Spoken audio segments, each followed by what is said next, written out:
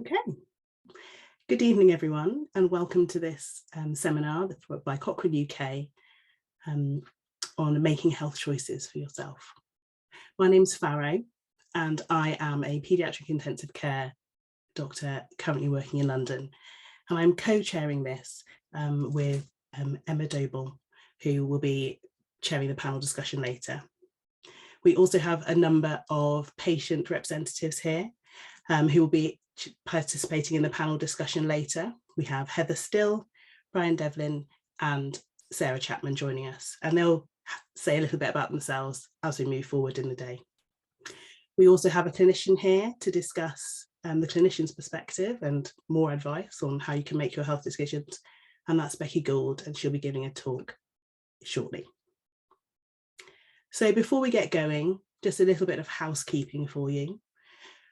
I'm sure everyone has used Zoom a lot over the last few years, but just for those who maybe are not so familiar, we have the chat function at the bottom of the page. So if you would all like to take a minute to maybe introduce yourselves, if you're happy to, in that chat function, so you know how it works, that would be great. As we move on through the evening, if you've got any questions or comments, please do feel free to put them in there and we'll be keeping an eye.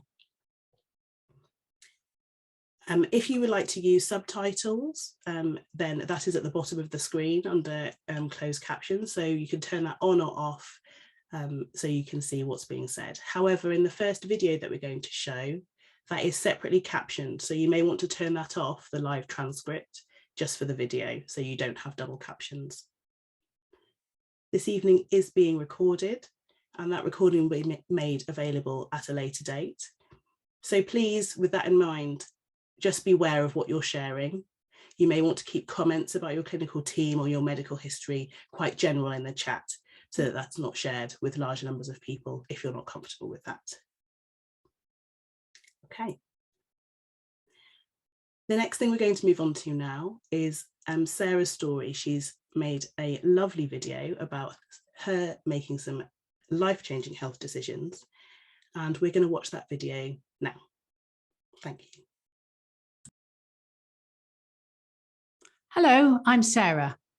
I work for Cochrane, writing about health evidence, but here I'm speaking as a patient about my experience of making a decision about having a treatment that could be life-changing.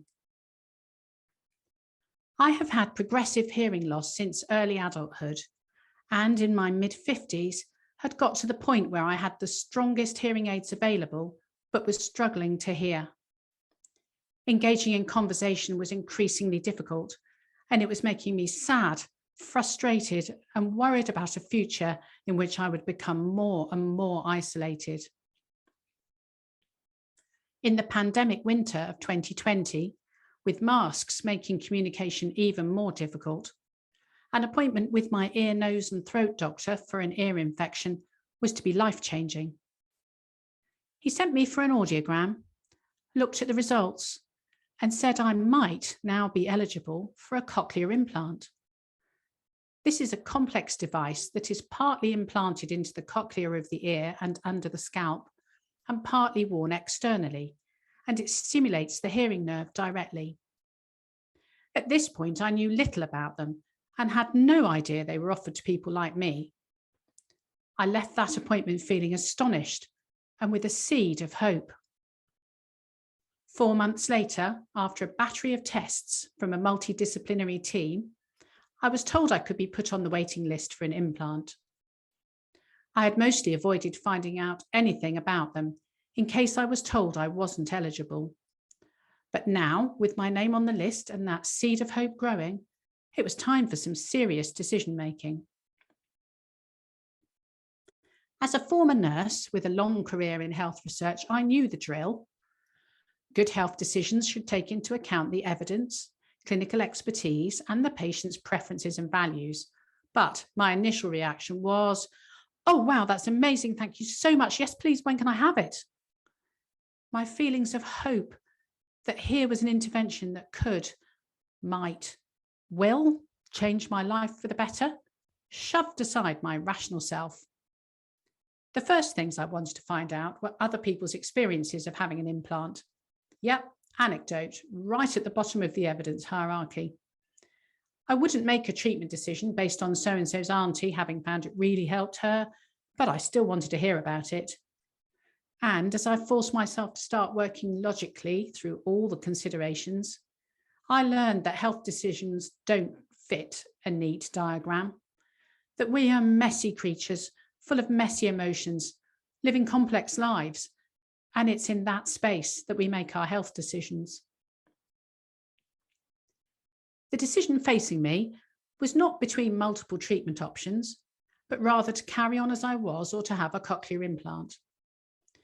It was important to understand that I couldn't try it and see. Once I had an implant, I couldn't go back to using a hearing aid in that ear. The hearing mechanism for that would no longer be there. An appointment with one of the implant surgeons was an important part of the decision-making process. We talked about the evidence. He told me that there is evidence that people like me, in terms of my hearing loss and how that affected me, are likely to benefit from an implant, though how much hearing someone will gain is uncertain, and experiences of hearing with a cochlear implant will vary between people. I later looked at the guidance from the National Institute for Health and Care Excellence, or NICE, which provides guidance and advice to improve health and social care in the UK.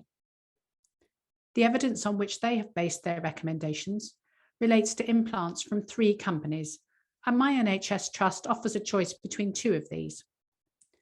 NICE concludes that for adults who meet the criteria, which involves a multidisciplinary assessment, cochlear implants have been shown to be clinically effective. A really helpful way of approaching a health decision is to think brain. What are the benefits, risks, alternatives, individual factors? What do I want? What's important to me? And what if I do nothing? So, the benefits. Evidence tells me that I'm likely to gain from an implant. I asked my surgeon what was the best outcome he could imagine for me, and he said he thought that I would be able to hear on the phone. But from this, I also anticipated gains that were more meaningful to me: social, emotional, and physical gains, such as engaging in conversation more easily and avoiding what I greatly feared, a future of increasing isolation and dependence and increased risk of cognitive decline. An implant would also future-proof my hearing, not just halting the decline, but also enabling me to benefit from future developments in implant technology. Having implant surgery comes with some risks, and the thing that worried me most was the risk of tinnitus and balance problems. There are other risks too, both at the time of surgery and later, including device failure and the need for more surgery. There was only a very small chance of having any complications, and for me as a healthy person, that was also true of the risks associated with the general anaesthetic. But on the day of my operation, as I walked theatre, I suddenly felt quite frightened that I was doing something that could harm me by choosing to have non-essential surgery. If anything went badly wrong, this would affect my family, not just me. A reminder that our health decisions affect others as well as ourselves. The alternative to having surgery was to carry on with my hearing aids and gadgets designed to work with them. But I was already struggling badly, and when I asked my surgeon what was likely to happen to my hearing if I didn't have the implant, he said he would expect it to keep deteriorating. It was good to know that if I decided I didn't want to go ahead with an implant at that point, this decision could be revisited annually. What was important to me, my individual preferences and circumstances, were central to this decision. And this is such an important element of health decision-making for everyone. Some people have said I was brave to go for the implant, but in many ways it felt like a simple decision. Without it, I would become deafer. My world would keep shrinking, and so might my brain. These fears were important in my decision-making. The implant offered a chance of better hearing, better quality of life in the here and now, and a brighter future. My tendency to be optimistic played its part too. I felt hopeful I'd get good outcomes and that it would be all right. There were practical considerations too. I felt very fortunate in my personal circumstances and that these would really help my recovery and rehabilitation, which includes a period in which I would have less hearing than before and doing auditory training exercises over many months. I have a supportive family, understanding colleagues, and a flexible job, a job which doesn't require me to talk to people much of the time. And I have the skills and resources to use the technology, which helps so much with learning to hear with an implant and with managing it. I accepted the risks, the uncertainties, the inconveniences, and the work that would follow the surgery, because evidence and expertise gave me good reason to believe an implant would bring benefits, and those benefits mattered so much to me. It's now almost a year since my implant, and after months of hard work and adjustment, I find myself in an astonishingly good place, hearing better than I dared hope, having far more energy than before, and with multiple benefits for my quality of life. Quite simply, I feel like myself again. Making a health decision by considering the best available evidence, drawing on your clinician's expertise, and keeping what matters most to you at the centre of your thinking and discussions as you weigh up the benefits, risks, alternatives, and doing nothing if that's an option, is a really good way to find your way forward and make the best choice for you. I encourage you to try it when you're making a health decision. That was an absolutely brilliant video, Sarah. Thank you so much for making that visually stunning and also very informative basis for our discussions for the rest of the evening. Thank you. For those of you who would like to use captions, please do turn them on under live transcript at the bottom of the screen at this point. And I'm now going to pass over to clinician Rebecca Gould, who's going to talk to us a bit more about how to make our decisions. Thank you, Becky. Great. Thanks, Farrow. So hello, everyone. Thanks for joining us this evening. My name's Rebecca. I am a fellow at Cochrane UK and also work clinically in sport and exercise medicine in Oxford and used to work as a GP. I'm going to take a few minutes now to talk about evidence-based medicine and how this fits into clinical health decision making. So let's start with a definition. Evidence-based medicine is the integration of best research evidence with clinical expertise and individual factors. Individual factors include our preferences and personal values. In other words, what is important to us when we're making a decision about our health. The individual factors can vary from person to person, decision to decision, and also over time. They might be influenced by the priorities for our health. For example, what is the most problematic symptom that we have? What would we like to deal with first? Our own previous experiences or those of people that we know, and also our individual interpretation of the potential benefits and risks of treatment. Best research evidence is what we understand from research and studies. Cochrane's systematic reviews fit in here. They look at all the available evidence on a certain health topic and help us answer a specific question. For example, does doing exercise help back pain? Clinical expertise, the final part of the triad, is the experience, knowledge and skills of those who advise us on our health, and it also includes the knowledge on how to assess and manage conditions, but also how to communicate treatment options, risk and uncertainty with the individual that is affected. I find this Venn diagram a quite nice illustration to highlight how the three components can all interact together and should be considered together with any health decision.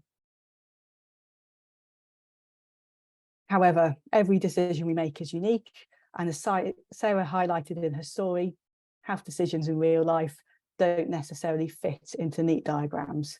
They can be messy, full of messy emotions, and are made by people living complex lives. The relative contributions of the three components can also shift and differ depending on the health decision and the preferences of the person making the decision and the experiences of the health professional. There may be times where evidence is limited, for example, in rare diseases which are not well studied or in certain populations. And it's important for healthcare professionals in these circumstances to acknowledge that there is uncertainty and how this may affect decisions. It's also important to acknowledge that research evidence gives us information on what we expect to happen to a population on average, not necessarily to an individual. Within a population, some people may gain lots of benefit from a treatment and not experience any side effects, whereas someone in similar circumstances may gain very little benefit, but unfortunately have side effects. Research is rarely black and white, and we're often dealing with different shades of grey. For other health decisions, an individual may feel they do not have much of a choice, for example, in an emergency, or they may choose that they would like less of a role in the decision making, and therefore clinical expertise and research evidence may play a slightly larger role. Sarah spoke about Think Brain as an approach to help us when making decisions about health. I also think this is a really helpful way of thinking about things. And, you know, as a clinician, I'm trying more and more to break down my conversations to this, discussing what are the benefits, what are the potential risks, what are the alternatives, and also what are the benefits and risks of these alternatives, and asking, you know, the person I'm speaking to what is important to them, and discussing what would happen if we do nothing. For my final slide, Sarah and I broke down the brain approach, thinking about some of the factors that she considered in making her decision regarding having a cochlear implant.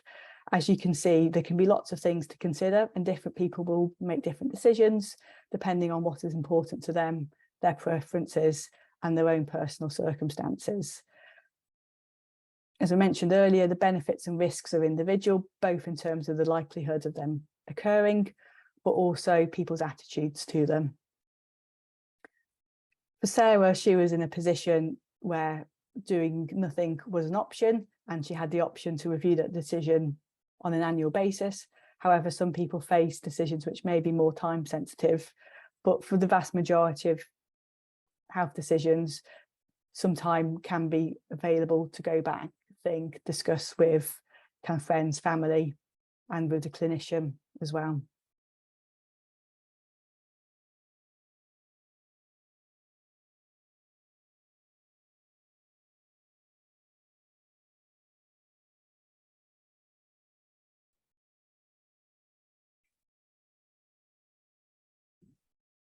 Thank you so much, Rebecca, for that lovely summary of how we can go about thinking about things and the way everything comes together. So the next session now is our panel discussion. So I'm going to hand over to Emma Doble, who's going to facilitate that discussion, and we will go on to that now. Thank you, Emma. Thanks, Farrell, and thanks everyone. It's great to see so many of you here tonight for this really exciting discussion. So I'm Emma Doble. I've been living with type 1 diabetes since I was 4 years old. So as you can imagine, I've made lots of healthcare decisions in my lifetime, both long-term ones and short-term ones. So I'm really excited to be here and have this chat with you all this evening. We have three amazing panelists, as well as Becky, our presenter, as part of this discussion this evening.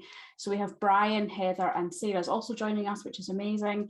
So I'm going to hand over to Heather, first of all, just to tell us a little bit about yourself. Hello, everyone. So I'm Heather Still. I'm a patient representative for Cochrane UK. I'm just going to say a little bit about my condition. So I've got congenital heart disease, which means I was born with a heart condition. I have a limited life expectancy as a result of that.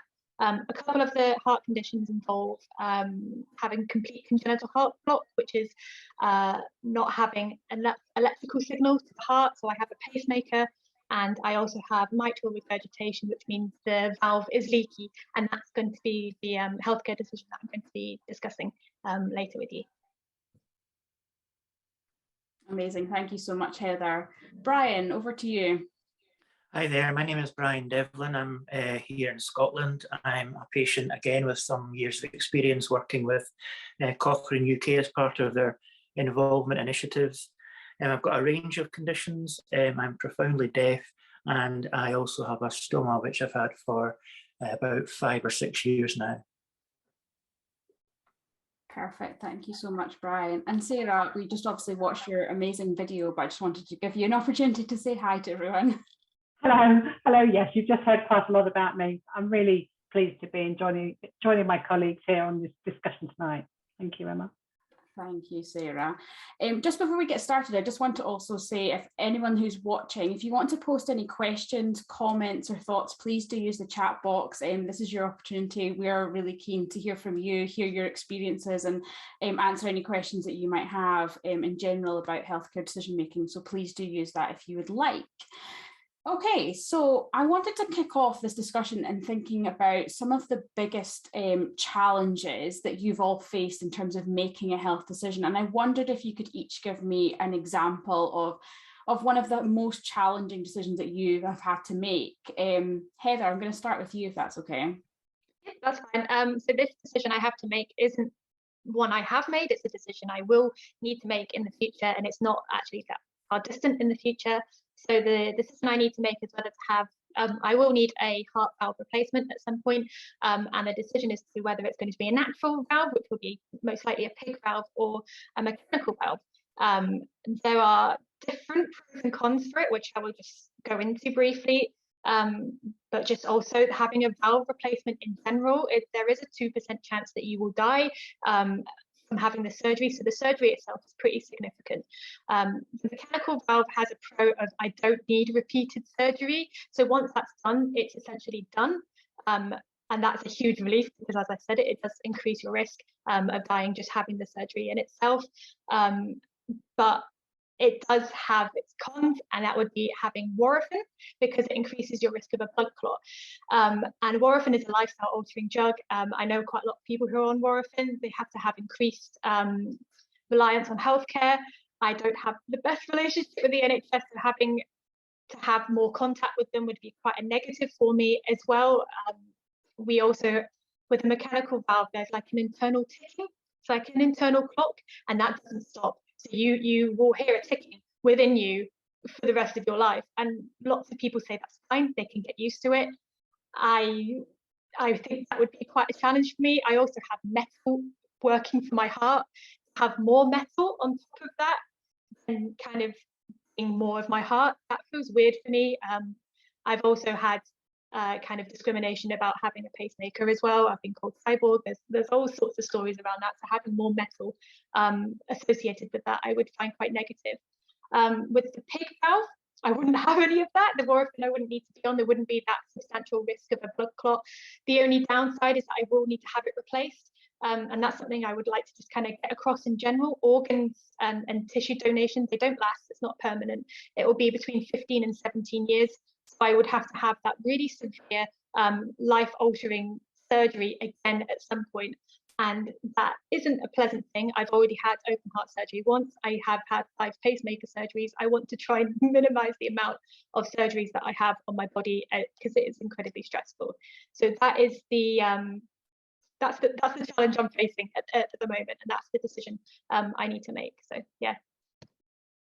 Wow, thank you so much for sharing, Heather. That's sounds incredibly complex and so many elements of that to think about. And it certainly sounds like you've kind of gained a lot of information out there, which is great. But yeah, such a challenging decision to make. So hopefully we can explore that a little bit more as we go through this. Brian, can I hand over to you? Can you give us an example of one of the sort of biggest challenges that you have or are planning to take in the next in the future with your health? Yeah, well, I'd prefer to go back and look at the challenges that I had in deciding to opt for a stoma, if that's okay. I suffered for 25 years with a condition called perianal fistulas, which is quite a very, very painful condition. And every time I had one, I had to go into hospital to get examined under anaesthetic, which caused damage and scarring, because there was a lot of surgeries, and that was leading me down to the route of fecal incontinence, probably, most likely. My surgeon is a remarkable person, and he tried everything in the book to try to cure the fistulas that were forming. The fistulas are little tracts that go from one inside you out to your skin and cause abscesses and so on. But everything that we tried failed. I was losing a lot of time off work, and it was just the quality of life was pretty poor indeed. So at the end of the road, and it's very often like that with stomas, is that stomas are sometimes seen as being a failure in treatment. Whereas if you ask a lot of ostomates, a lot of people feel that actually they're very, very liberating. So at the end of all the options, we decided on opting for a stoma. And I've been reflecting on this, and in terms of the biggest challenge, I think the biggest challenge was myself. The biggest challenge was my own imagination, my own fears. Stomas can be very stigmatized. I hear what Heather's saying there as well around stigma, and I relate very strongly to that. The falsehoods that there are, the negative stereotypes and so on.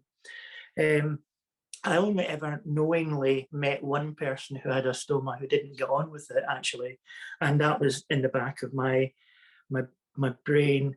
I suppose being an ostomate now, one of the challenges is that it's largely a hidden condition. It's a bit like deafness, as Sarah was talking about there, is that there's a lot of people imagine disabilities to be visible, and in fact they're not visible very often.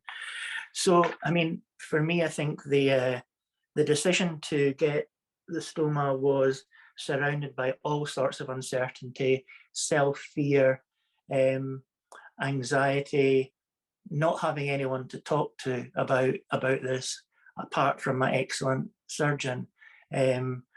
But my time with him was limited. So yeah, those were heavy challenges back in about 5 or 6 years ago, I think.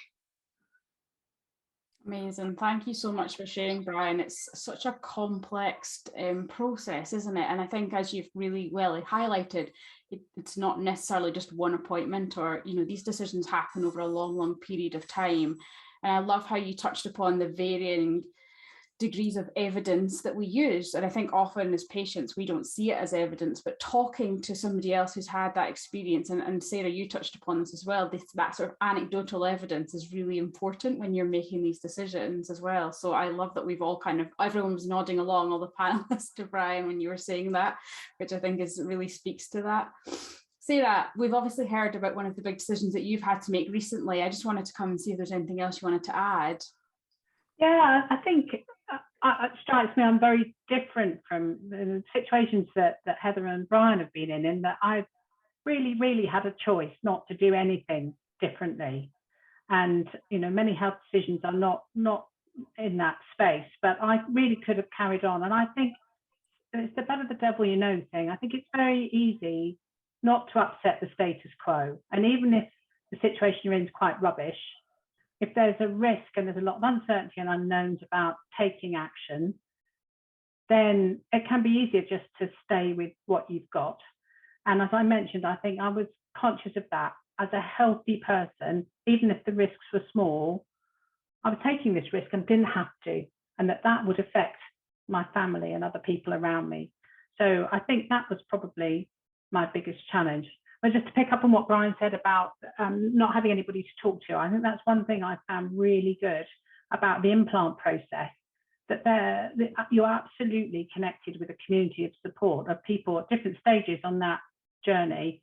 You're immediately, when you go on the waiting list, you get connected with a group in your area that are on that journey, and with fantastic support from the implant team and from the implant company. So that's been amazing. And I think that's probably not the case in many other health conditions, and not in ordinary deafness with hearing aids for sure. So it's been a helpful thing. That's really important to hear, Sarah. I'm really positive to hear that you've had a really good experience with that and have been able to connect with others, because like you say, I think it can often be very isolating, thinking about how you make this big decision. And like you say, it impacts not just you as an individual, but your whole family as well. So yeah, thank you for sharing that.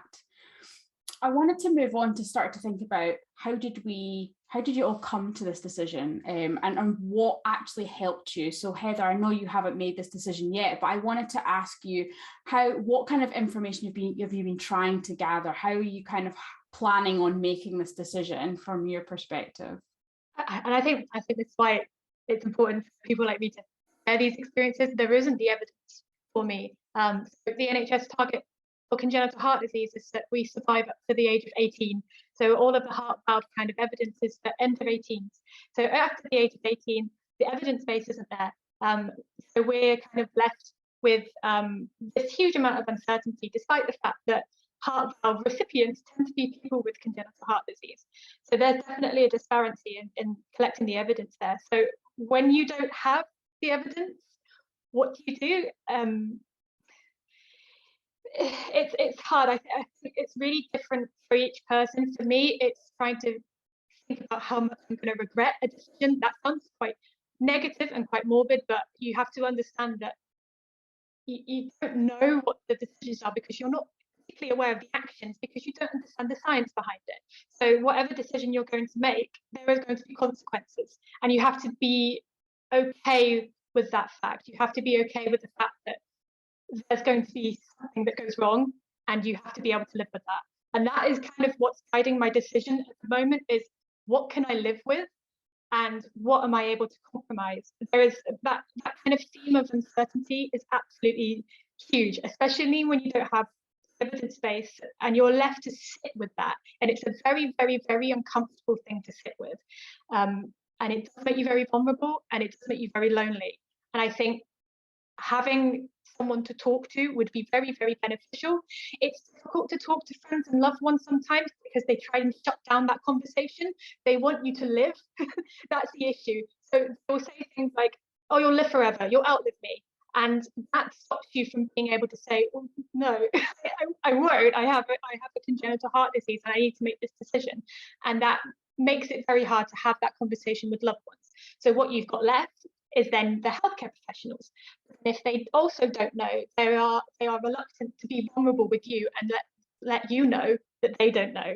So it is very hard. It's quite it's a lonely place if you don't have that expertise with you. We do have a congenital heart disease community. We're not that big on kind of advocacy and trying to push so we can get better quality care. That would be something that would help me in particular more, is having that kind of support to know that at least something's getting done. If it's not just for me, it's for the future. But the healthcare decision I'm making is based on very emotive kind of reasons. And I don't think that's a bad thing. I don't think that's wrong, because that's all I've got, unfortunately. So yeah, it's not the most optimistic or positive, but it's real, and that's why I'm here, I'm being honest. Oh, thank you so much, Heather. That's so important to share, like what you do with it when there's no of that concrete, that kind of gold tier evidence is the reality for so many people. And I'm so glad that you're here and are able to share, because I think it's really important that we think about this and think about how best to support people in making those decisions when we don't have the evidence. That's so many people are in that situation. And I think you've really touched upon a core part of this, is that this is emotive. And Sarah, you shared that in your story, you know, that is, health is very emotive. And I think that's often what kind of leads most decisions and how we think about things. And it's the gut reaction when you don't have the evidence or the support, is to think, what's the best thing for me? What's my emotion? What's my gut telling me? So I think that's really important. So thank you so much for sharing that. Brian, how about you? When you made the decision about your stoma, how did you kind of come to that decision yourself?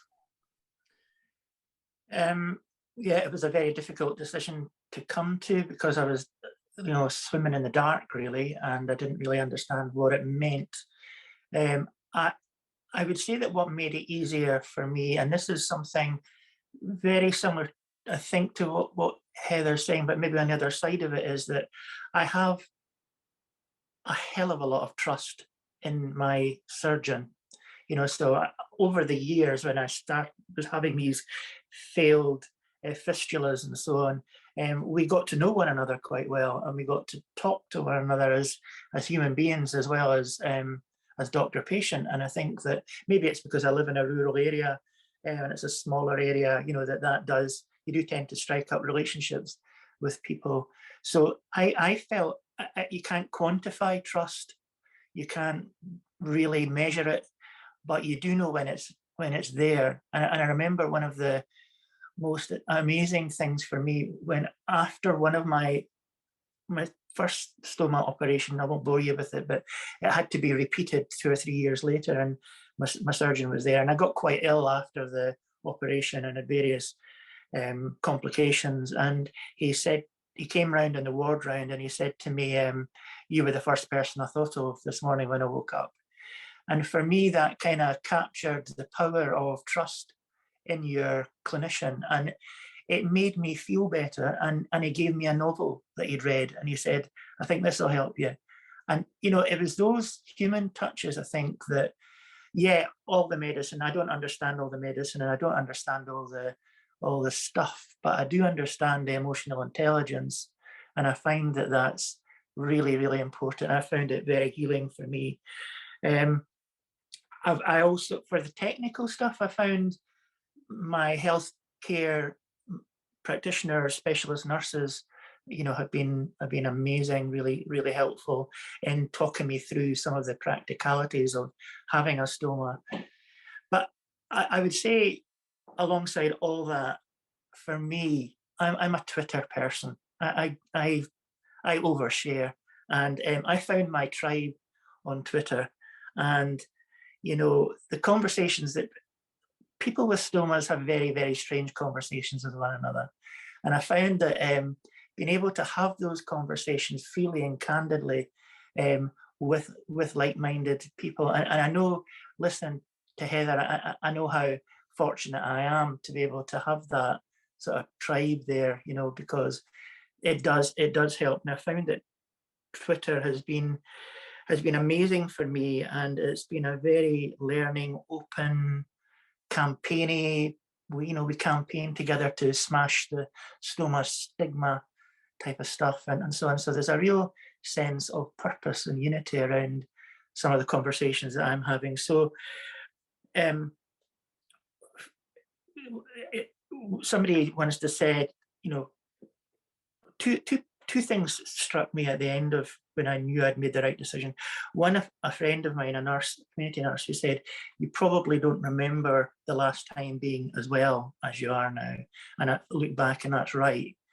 And the second thing is that, as an ostomate said, we talked about our stoma bags, and said, it's not a bag for life, it's a bag for living. And, you know, it's true, really, in a sense, that sort of community stuff has worked for me. That's really helped me in meeting the challenge of having a stoma. Amazing, thank you, Brian. I love that, the phrase, the tribe. I think that's exactly what we all need to find in our own healthcare and healthcare communities is a tribe, and that's incredibly powerful and so important when you're making these decisions. And so lovely to hear that you had such a brilliant relationship with your healthcare team. I think that's so powerful and lovely to hear. So thank you. You must have that as well, Emma, with your diabetes. I know there's a lot of online presence around diabetes. Definitely, our diabetes tribe is loud and proud. That's definitely true. The diabetes online community, or the doc as we like to call ourselves, are super powerful, and they've definitely helped me in making many a decision, whether it's day-to-day or long-term one. So yeah, very lucky to have that as well. Sarah, I wanted to come to you and ask you kind of about your decision around your cochlear implant. How did you kind of come to that? You shared a lot of that in the video, but again, was there anything you wanted to add? I think hope was like a massive force for me in this, and I'm quite decisive, and as I said in the film, quite optimistic. And it just seemed so extraordinary to be offered something. You know, I've been chugging along down the audiogram, bigger and bigger, you know, big boy hearing aids. And really, that was all it was going to be, and a decline into even more sort of profound deafness. And suddenly there's a thing I could have that might actually reverse all of that. And that felt so amazing that I think if they'd said, do you want to go now and have it? I might have just gone, yeah, I will, actually. That would be great. But I think on a more sort of cerebral note, I think knowing the questions that might help me, you know, knowing the questions to ask, because all the things we've been talking about, what's the best outcome you can imagine? You know, what's the worst case scenario? having an understanding of what questions would be really helpful. And I also crowdsourced some specific to cochlear implants from the Twitter community. And sort of, I didn't ask them all, but I gathered them all up really prepared and thought, before I saw the surgeon, I thought about everything that could be useful to ask. So I think knowing those questions to ask and feeling that it was fine to take the time to ask them. We tend to be very polite, I think, worried about, oh, I'm with a surgeon, we've only got 5 minutes, got to go. But I sort of took a deep breath and took my time, made sure I asked everything, because Heather said, you've got to live with yourself later on. Whatever happens, you've got to feel that you had the information you needed to make a good decision, whatever happens later on. And I think asking the questions that I needed to ask was key to that. Yeah, definitely. I think I think a lot of that came through from all of our discussions from both Brian and Heather. I think it's really important. And I completely agree with that, being able to live with yourself, because you're the one who's got to make this decision and then live with it long term. And I don't know, for me, when I was making the decision to go onto an insulin pump, that was probably the biggest deciding factor as to when I did that, was when was the time that I could then live with this for the rest of my life, because that's what I was kind of up against. So I can completely resonates with me as well, Sarah. So thank you. Heather, did you want to comment on that? Yeah, it was just that we try so hard to understand our condition. We will read and read and read and try and learn so much about what we've got, especially when the evidence isn't there. But being able to communicate that to a healthcare professional is a whole different ballgame, because we don't understand what we want to ask, because we don't understand our condition, hence why we're reading everything. So it's that if we're just sat there with like bit in the headlights, that doesn't mean that we understand what's going on. We just can't say what we're thinking, but we are trying. And that kind of background, it's like rehearsing a play. No one knows all the lines you're trying to learn. It looks so effortless on stage. That's what it feels like. Yeah, so just to add that. I love that analogy. That's brilliant. I'm going to use that as being actors. Definitely learning our lines. Brian. Yeah, I agree with what Heather said there, but I also want to go back to something that Becky said and Heather said. Well, we've all said it really, and that is messy, and although we are in the field of evidence-based medicine, when I hear Heather talk, there is an outer limit to this stuff, and I think we need to recognise the messiness of it. My condition isn't particularly controversial or difficult to understand, but Heather's in a different park there, and I think listening to that sort of living with the mess and living with the lack of unknowing, really, I think is very, very powerful. And I think that I feel sorry for health professionals in a sense, because it is tough, this stuff, and I think we need to have a lot of compassion for one another, from patients to clinician, and obviously clinician to patient. Yeah, definitely. And Brian, I think that's led us really nicely into bringing Becky into this discussion, because Becky, I feel like, we've given a lot of the thought around, like Heather and both Brian have said, we live with this, right? We have this every single day, which in some ways makes these decisions harder, because we're going to have to live with the outcome of it, but also we live with it every day and therefore are dealing with it every day. From the health profession, what can you do to kind of help in making these decisions, and how do you go about that in helping patients make these decisions? I think it's all about communication, really. This is the thing that you kind of heard from the panelists, but also kind of myself as well. With communication, there's different facets to it. There's having that kind of support, continuity, trusted relationships built on honesty. There's communication in terms of communicating what the evidence there is, if there is any, if there are uncertainties, and in a way that is understandable. Talking about things like relative risk ratios and odds ratios, lots of people probably don't even understand what they are. And, as we've heard kind of earlier today, stories are really powerful. And I think as clinicians, we could probably do a slightly better job helping, with this kind of knowledge translation side of things, and actually helping people understand evidence and benefits and risks in ways which are just a little bit more understandable. It's difficult when you're dealing with 100 different things going on in these complex decisions to then have statistics thrown at you. I think the other things for clinicians, it's also it's kind of signposting to other resources, putting things into context, acknowledging that these are individual decisions, and what you did for the person with problem X 2 days ago is not necessarily going to be the thing for the person in front of you at the moment. And it's allowing time. And having kind of spoken to Brian and the other panelists before, it's about caring, and it's all it comes down to is these kind of honest, genuine human interactions, and just trying to what we're trying to do is facilitate decisions. We're not trying to make decisions on people's behalf. It's about kind of saying, this is what the options are, this is what's kind of underlying it in terms of evidence or lack of evidence, and just being honest and letting people have time when time's allowed. Thank you, Becky. I think that's really important. It's such a balancing act, isn't it, of like giving people the information and the support, but then it's their decision, but supporting that at the same time. So yeah, I think that must be so challenging from the health profession side of things. Brian, do you want to just come in on this, and then I'm going to hand over to Farrell to bring in some of our questions from the audience. Sure, yeah. I think I agree entirely with what Becky said there. I was a co-author in a study with patients who had stomas, and we were asking them, did anyone ever ask you about sex at all, your sex life after having a stoma? And the overwhelming response was no, but I really wish they had. So I think there are really challenging topics to be thought about there in terms of what it is we talk about with our patients, because that's all part of the consent process. I think is understanding as much about this stuff as we can. Thanks. Definitely. Thank you so much, Brian.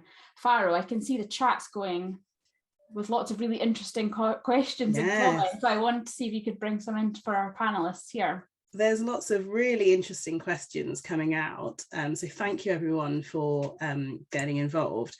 Quite a few of them have actually already been answered as people have been talking, which is lovely. But I think one that is really valuable is just this overall question about, you guys are all obviously expert patients. You're really involved in the world of evidence-based medicine, and there's questions around kind of how did you get involved, what was your starting point with getting involved to the degree that you are, and then also a secondary question about how as patients you can help in places where there is paucity of evidence. What can people be doing as patients to get more involved and help improve the evidence base? I don't know if Sarah might want to come in on that. Hi, yes, the first one is quite quickly dispatched for me because I trained as a nurse when I was 18.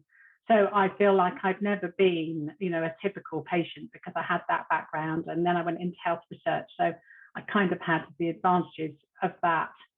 In terms of patients getting involved, quick plug for Cochrane here. There's lots of ways that patients can get involved, but outside Cochrane too. The NIHR have their Be Part of Research portal, and Karen, who's on the chat, did the wonderful illustration she's written for our Evidently Cochrane blog about how empowering getting involved in research has been for her as a patient.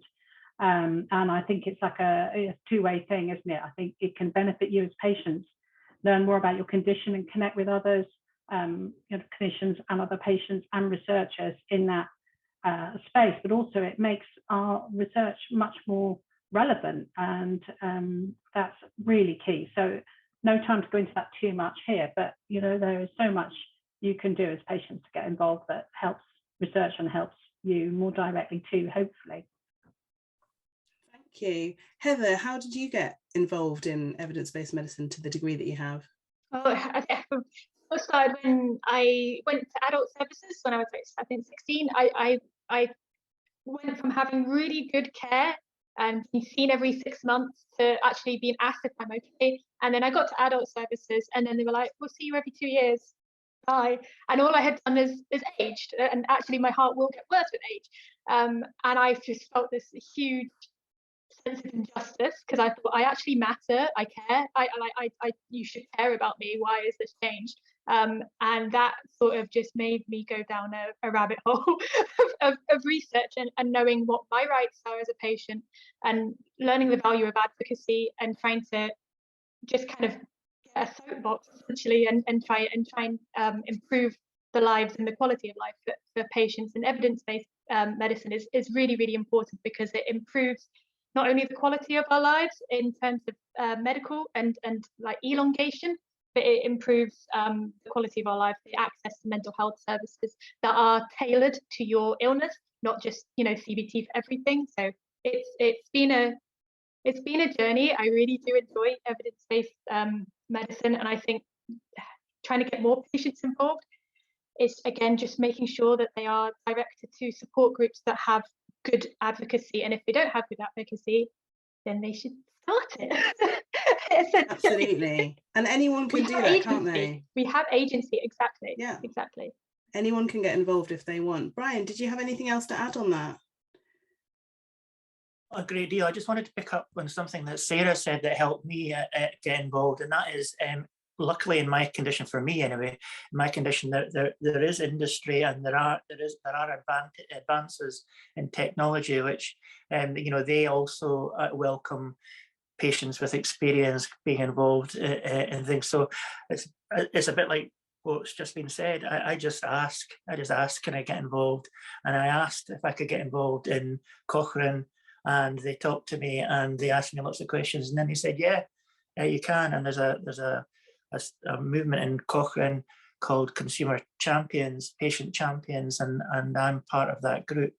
And I think that's been, I mean, Cochrane is an amazing organisation for patient involvement, I've found. So it takes it extremely seriously, and I've been involved in lots of things within Cochrane. So ask.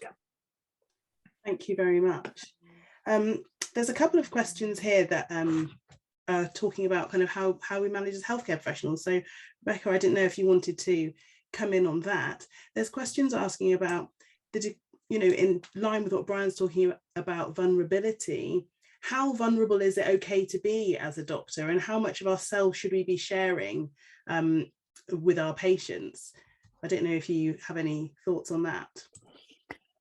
I mean, I think it's about kind of honesty, isn't it? And, you know, I think the vulnerability in this context was, you know, acknowledging when we may not know the answer, and that as, you know, as clinicians, I think it's absolutely fine for us to put our hands up and say, actually, I don't know. And it might be, I don't know because I lack experience or expertise in this particular area, or it may be that I don't know that this is an area where there's not much research, not much knowledge, and we're operating in, you know, this kind of environment where there's just a bit of a kind of scarcity of evidence.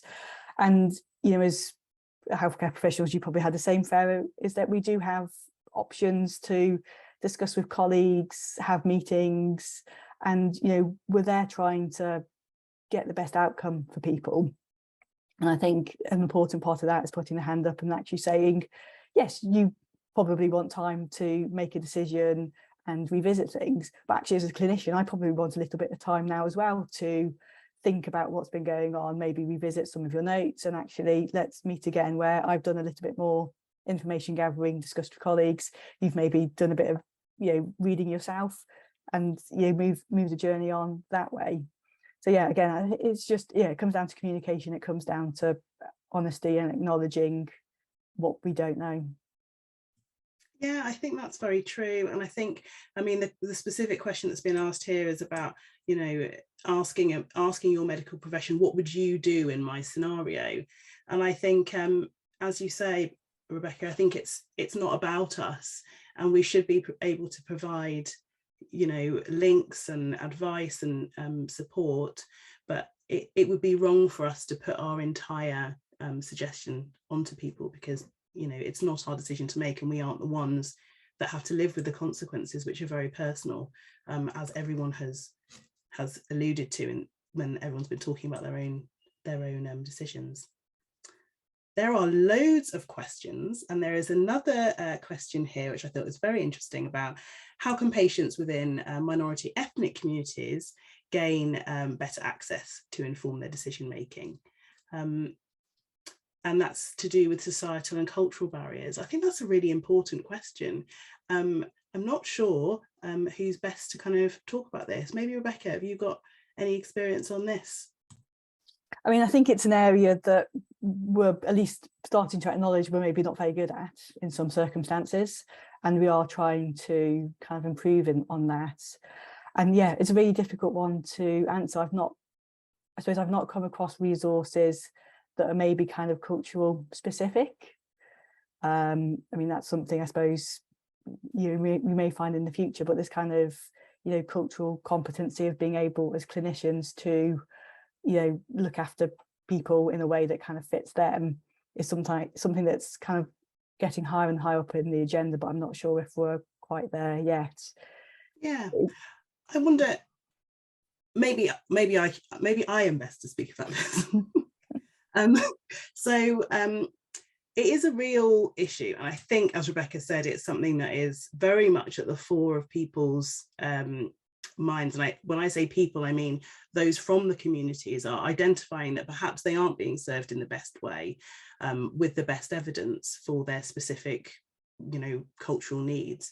So I definitely think this is an area that's going to be more and more developing over the coming years. And I think as a patient, if it's something that you're concerned about, or something that you're thinking about specifically, then there will be support groups, there will be people within that field that are talking about it. And absolutely, patient representation in those fields from yourself as a societal, someone from a different societal, norm, or a different cultural background, would just be really valuable to everyone. And we should definitely be getting our voices heard in that way. So that's excellent. Thank you so much for asking that question. It's really important. I think we've probably not got any time for many more questions because we've come to the end of the webinar, but thank you so much, everybody, for engaging so much in the chat. I just want to go around and ask all the panelists for something that they've learned or something that they'll take away from this evening. If I could start with you, Emma. Oh, wow. I feel like this is such a challenging question. I've learned so much from all of our panelists. And I think the key thing for me is just for all of us to really take some time. I think that's really kind of hit home to me in all decision makings. I think all of us have, even just in the last couple of years, so much has happened. We have so much to digest. And I think taking some time, whether that's with a clinician, whether that's by ourselves, whether that's with the communities that we're in, just take some time to really think about where we're at and what we need and what's going to help us going forward, and that it's okay to take some time. I think often I can feel like in an appointment, I need to make a decision right now, and actually it's okay to say, I need some time to think about this, and I'll come back to you on it. So I think that's been my kind of key takeaway from this. Thank you. Sarah, have you got anything? Yeah, I think time, certainly one thing, and honest communication, and not losing sight of what matters to you, not feeling, bamboozled by the evidence or, the pressure of anything. Really just keep focusing on what matters most to you, because it will be different from the next person. Before you move on from me, can I just say, brilliant questions. If anybody has got more questions or hasn't had their question answered, there's a link to the Evidently Cochrane blog in the chat that has gone out on making health decisions. We completely welcome you posting your questions and comments there, and we may get to them in future blogs or try and post answers on those comments. So please do that. And thanks everybody for those. Heather, did you have a key takeaway from this evening? Yeah, it's good to listen to kind of healthcare professional perspective and realise actually how hard it is to be vulnerable. It's really, really hard to be vulnerable as a patient. It's a really difficult decision. And I think actually it's just as difficult to be vulnerable as a healthcare professional and to say, I don't know, because that is a hard thing to say to anybody in any context. Not having that knowledge is hard. And when you are assumed to have that knowledge, I think it would be even harder. So I learned that, having shared vulnerability and knowing that it's both okay if you don't know the answer to a decision, that's okay. Thank you. And Brian? I'm 62 years of age, so I'm fairly well on in years, and I think it's remarkable that now we've got a platform for patients who are experts by experience, being able to have this sort of engagement with healthcare professionals as equals and as mature a mature discussion. So for me, that's a remarkable thing to see, and I'm so glad that in future generations that's going to grow. I think it's great. Thank you so much. And Rebecca, finally, what's your take home? I think it's about, you know, communication, and, you know, as clinicians, the need to kind of share the information in understandable, honest ways and allow time. And I think the kind of, you know, message for, you know, people I'm seeing in the future, or people who are having discussions with the healthcare providers, is if something's not clear, ask about it. We like to be asked. And if you want more time to make a decision, say, and, you know, we can have a conversation about it.